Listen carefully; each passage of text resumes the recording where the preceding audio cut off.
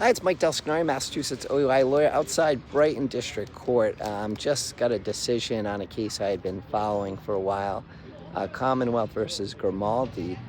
This was a case we were arguing, other lawyers were arguing that the state police needs to tell people they're being audio-visually recorded in order to comply with the Wiretap statute. The Wiretap statute says that if two parties are being recorded, both parties need to consent.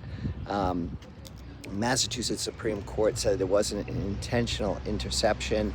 They also noted that the officers usually have a red light on them, so it sometimes can be apparent that you are being recorded even if not told. State police does have a policy that everyone's supposed to be audio and video recorded. Massachusetts Supreme Court indicated, though, that this was not a grounds for suppression, reversed the decision of the district court judge. But this does, even though this motion was unsuccessful, it does reveal something that we do commonly in our practice, and that's have motion hearings. Motions are legal issues on the legal issues of the case area. So you get an evidentiary hearing about whether the police complied with the law. Often this really helps the case. Regardless of the outcome of the motion, the officer comes to court, is required to testify, and is required to justify the legal basis of the officer's action. Even if unsuccessful, you get information about how the officer is going to testify, demeanor, do they remember things, and it helps prepare for trial. So many of my cases, clients will have two hearings, one a motion, a trial.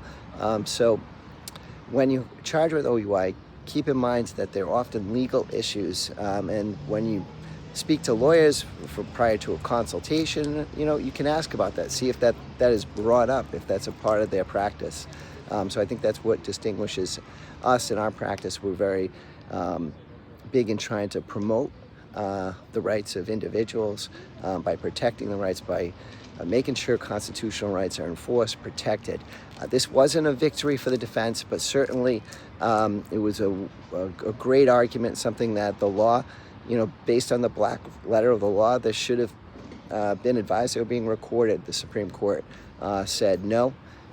However, it was still a great work by the defense lawyers in that case. It helped their client advance their client's interests by getting more information about the case, protecting their rights, and basically doing the right thing, because these body cameras are used, and if you can get them excluded, sometimes it can really help the case.